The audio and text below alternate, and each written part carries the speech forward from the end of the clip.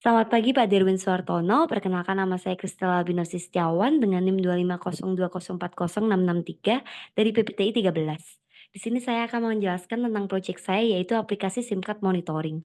Sebelumnya saya akan mempresentasikan tentang profil perusahaan saya di mana saya magang. Saya magang di PT Bank Sentral Asia atau biasanya disebut dengan Bank BCA. Bank BCA ini didirikan pada tanggal 21 Februari 1957, di mana pada awalnya Bank BCA ini bernama NV Perseroan Dagang dan Industri Semarang Connecting Factory, yang awalnya bergerak di bidang industri. Yang kemudian pada tanggal 12 Oktober 1956, perusahaan tersebut berubah menjadi perusahaan bank yang bernama NV Bank Asia. Yang kemudian pada tanggal 13 Februari 1957 namanya berubah menjadi Central Bank Asia. Pada tanggal 21 Februari 1957, NV tersebut berubah menjadi PT, sehingga nama PT tersebut adalah PT Bank Sentral Asia. Mulai semenjak itulah Bank BCA mulai beroperasi. Pada awalnya, Bank BCA sendiri itu didirikan oleh Pak Sudono Salim dan kemudian sekarang menjadi bagian dari Jarum Group. Dari tanggal 21 Februari tersebut menjadi hari anniversary Bank BCA. Nah, Bank BCA ini sendiri itu merupakan bank swasta terbesar di Indonesia yang terdiri lebih dari 1.200 kantor cabang yang dimiliki dan tersebar di berbagai wilayah negara, antara lain Singapura, Amerika Serikat, dan Hong Kong. Dia juga memiliki lebih dari 18.000 mesin ATM yang tersebar di seluruh wilayah dan memiliki sebanyak 31.000 lebih karyawan. Tak hanya itu, dia juga memiliki 29 juta rekening yang tersebar di seluruh Indonesia. Nah, tentu saja suksesnya Bank BCA ini tidak lepas dari visi dan misinya serta tata cara nilainya. Oke, yang pertama kita akan bahas tentang visi dari Bank BCA. Visi dari Bank BCA adalah bank pilihan utama andalan masyarakat yang berperan sebagai pilar penting perekonomian Indonesia. Misi dari Bank Indonesia yaitu membangun institusi yang unggul di bidang penyelesaian pembayaran dan solusi keuangan bagi nasabah, bisnis, dan perseorangan.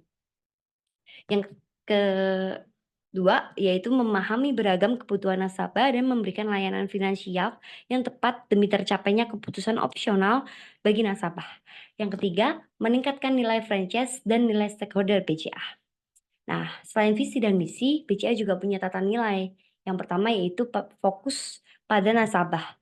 Fokus pada nasabah ini maksudnya adalah perhatian dan kepedulian yang diikuti dengan usaha memberikan pelayanan untuk memenuhi harapan serta kebutuhan nasabah secara spesifik. Yang kedua yaitu integritas. Integritas ini yang dimaksud adalah sikap yang teguh dalam menjunjung tinggi kejujuran dan keterbukaan yang diikuti dengan tindakan konsisten dan konsekuen pada peran atau tugas dalam berbagai situasi dan kondisi untuk membangun kepercayaan. Yang ketiga, yaitu kerja sama tim. Nah, kerja sama tim ini dan sinergi yang didasari atas pemahaman diri sendiri dan orang lain untuk mencapai tujuan organisasi. Yang keempat, yaitu berusaha mencapai yang terbaik. Nah, usaha berkelanjutan untuk mencapai yang terbaik guna untuk memberikan nilai tambah bagi nasabah. Next. Nah, yang selanjutnya yaitu posisi dan peran mahasiswa. Posisi dan peran mahasiswa itu sendiri berada di suatu tim yaitu NIS, Network Infrastructure System. Nah, NIS sendiri itu tuh berada di bawah GESIT Strategic Information Technology Group. Nah, GESIT sendiri itu dibagi menjadi beberapa tim. Ada tim SIS, NIS, dan ISO. Nah, mahasiswa sendiri itu berada di posisi NIS. NIS sendiri itu dibagi menjadi 5. Ada NIS A, NIS B, NIS C, NIS D, dan NIS E. Nah, kebetulan penulis berada di NIS C. Oke. Untuk NIS C sendiri itu biasanya mengerjakan hal-hal yang berhubungan dengan voice. Adapun biasanya yang dikerjakan oleh penulis yaitu seperti membenarkan perangkat IP phone, seperti request-request user yang minta ganti display name atau nomor extension yang berubah atau konflik-konflik lain. Nah, selain itu juga tim penulis ada mengerjakan Halo BCA. Itu yaitu dari sisi eksternal, itu untuk telepon nasabah ke Halo BCA itu biasanya konfliknya yang ngurus adalah dari tim penulis. Nah, selain itu juga ada mesin edisi atau APOS. Biasanya mesin edisi atau APOS ini tuh, ketika ada event-event tertentu, kayak kemarin misal Breakspot, kayak gitu tuh biasanya perwakilan dari tim penulis tuh akan berkunjung ke situ untuk mengecek sinyal jaringan tuh seperti apa, apakah baik atau tidak, seperti itu. Nah, yang terakhir adalah pengadaan VCon. Biasanya kalau ada ruangan-ruangan meeting, itu biasanya butuh VCon. Nah, VCon sendiri itu fungsinya untuk sebagai penjembatan lah, penjembatan meeting hybrid di mana, kita yang di dalam ruangan itu bisa melihat, orang-orang yang berada di luar sana yang mengikuti meeting online kayak gitu. Begitupun sebaliknya yang meeting online pun bisa melihat kita secara rame-rame dalam suatu ruangan yang mengikuti meeting kayak gitu. Next, oke, deskripsi project. Nah, penulis sendiri itu mengikuti program internship ini tuh dengan membuat aplikasi SIM card monitoring atau biasa disebut dengan SIMON. Nah, jadi ini tuh, latar belakangnya adalah ada satu tim nih, tim EDV, itu dia adalah tim yang mengurusi tentang laporan, SIM card. Jadi ketika, Telkomsel ini tuh menagih biaya, eee, kuota yang digunakan setiap mesin edisi itu ke tim EDV. Nah, biasanya kemarin-kemarin itu mereka selalu percaya nih sama Telkomsel, XL, atau Indosat, atau provider lain, penagihannya tuh mereka selalu percaya gitu. Kayak misal diminta untuk membayar sebesar berapa ratus juta kayak gitu, mereka tuh percaya dan hanya melihat secara garis besar aja kayak gitu.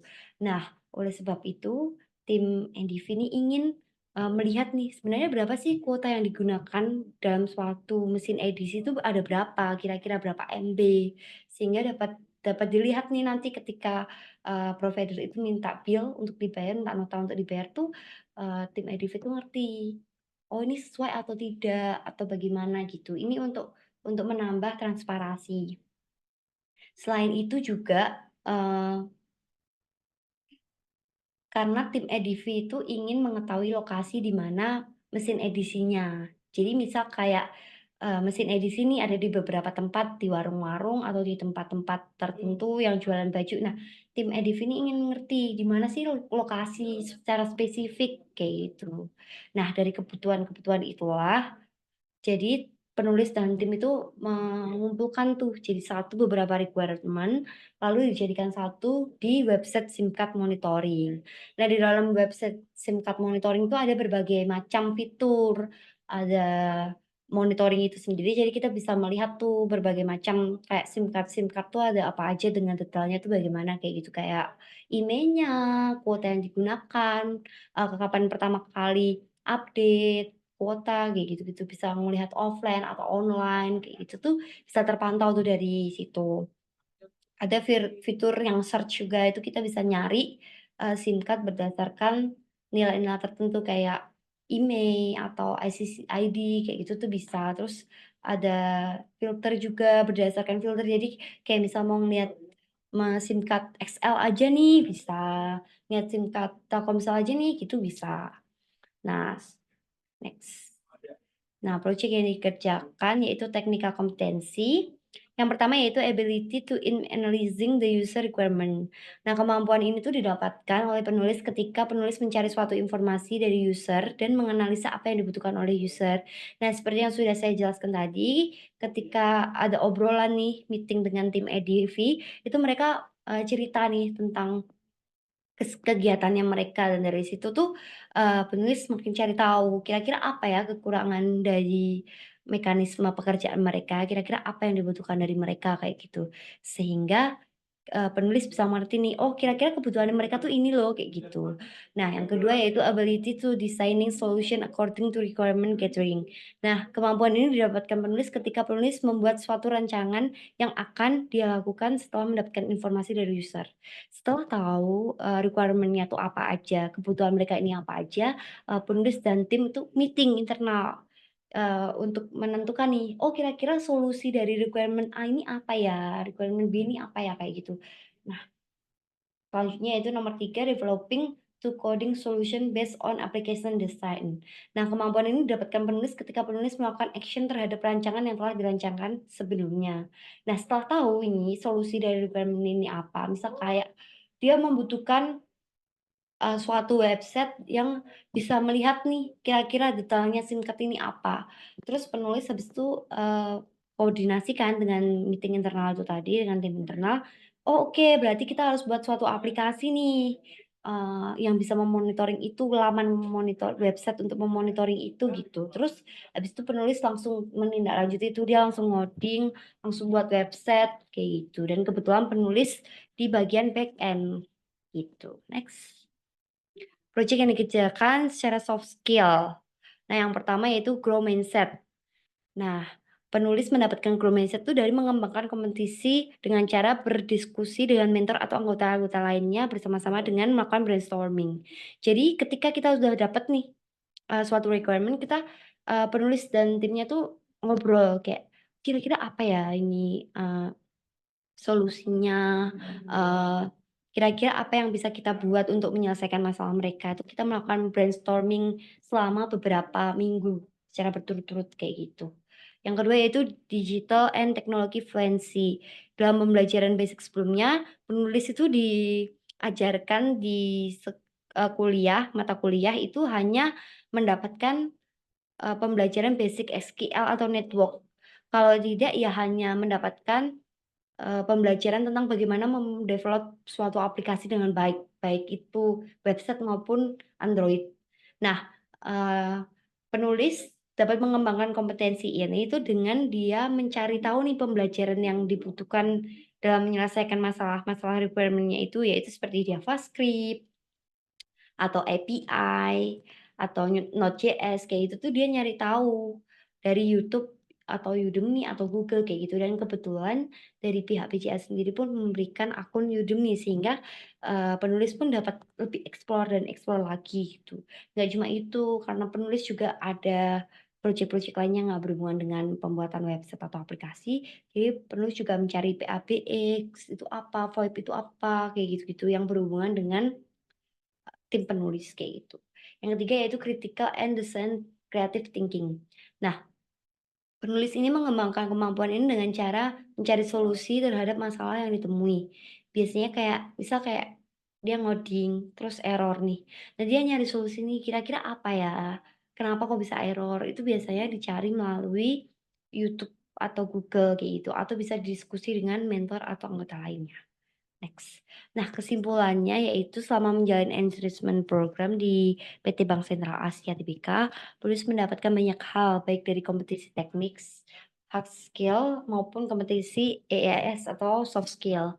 Nah, kompetisi teknis yang didapatkan penulis adalah dapat menganalisa kebutuhan user ketika terjadi masalah dan mampu memberikan solusi terkait masalah yang terjadi.